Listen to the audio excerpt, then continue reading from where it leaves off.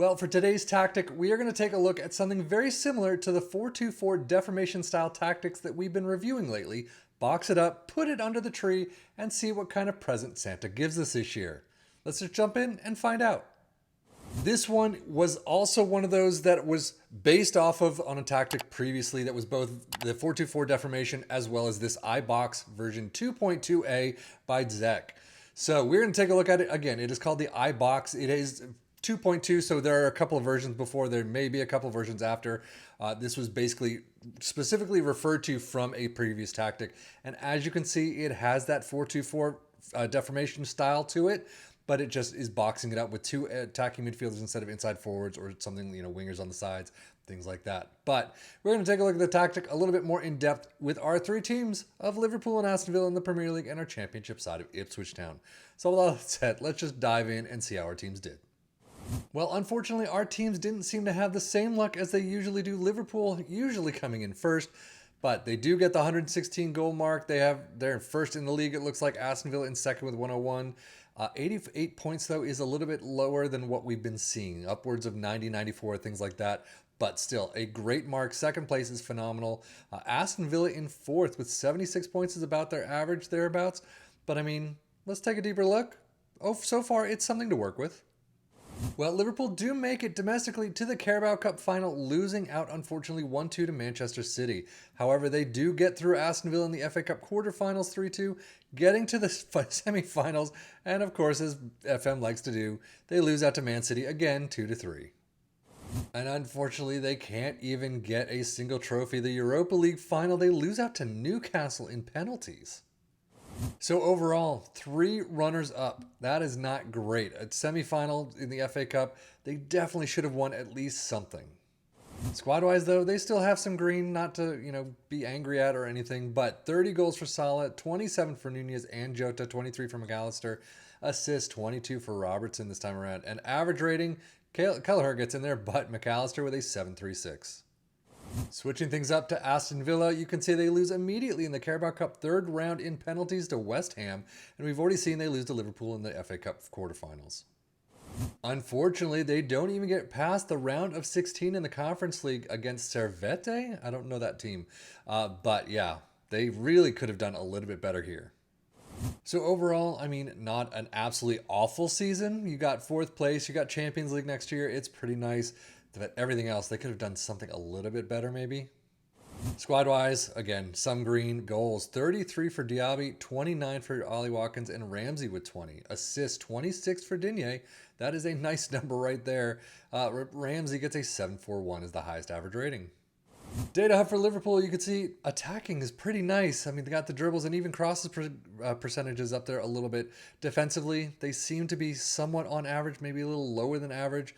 Yeah, the 1.24 conceded is a bit higher than their normal 1.18 XG against as well, but 3.05 goals per game is pretty nice. And then as we switch over to Aston Villa again, you can see they've got a pretty nice set of attacking numbers as well. Their goals per game is where it is lacking slightly. Defensively, though, they are definitely down from their usual. And as we can see, 2.66 goals per game is pretty nice for them, but 1.53 conceded is a little higher, as is 1.34 XG against. Premier League stats, Liverpool with 2.32 points per game in second, Aston Villa with a flat 2. Most goals, Liverpool in first with 116, Aston Villa in second with 101. Fewest shots against, Liverpool with 342, 352 for Aston Villa. Most possession, Liverpool with 57%, Aston Villa with 53. Most dribbles made, Liverpool with 648, 640 for Aston Villa, and 792 shots for Liverpool, 688 for Aston Villa. But now Ipswich Town in the championship also did fantastic job. 117 points, 153 goals is through the roof. They did a great job this season. But in the domestic cups, they do get to the Carabao Cup quarterfinals, losing out to Leicester 3-2. But they do get to the FA Cup 4th round in a replay, losing out to Manchester City in penalties. But still, away from home, they put 3 past them. That is pretty nice. So overall, clearly the championship is a phenomenal job. FA Cup, they didn't do too badly, coming up against Manchester City and getting, again, 3 goals past them is very, very nice job. And in the Carabao Cup, they do get to the quarters, which isn't bad. They have some green squad-wise, but, overall, yeah, whatever. 22 goals for Chaplin, 22 for Broadhead. Assists, 30 for Leif Davis. Very well done. Harry Clark with 21. and then Leif Davis getting the 7.57. Championship stats, 2.54 points per game. Very well done there. Most goals in first with 153. That is through the roof. Fewest shots against with 370. Most possession with 54%. Most dribbles made, 783. And then most shots for in first with 877. But tactically, let's see what this box has to offer. Sweeper keeper in support is where we start. Wingbacks on the left and the right in attack. Ball playing defenders in the central spots. 2 DMs in support. 2 attacking midfielders this time around in attack, and 2 advanced forwards in attack up front. Attacking mentality, in possession, attacking with is fairly wide. Focus play through the middle, which is one we haven't seen a lot of. Passing directness is shorter, tempo is higher, low crosses and run at defense. In transition, counter press, counter, slow pace down and roll it out with distribute to the center backs. And out of possession, a high press line of engagement, a much higher defensive line, trigger press much more often, and prevent short goalkeeper distribution.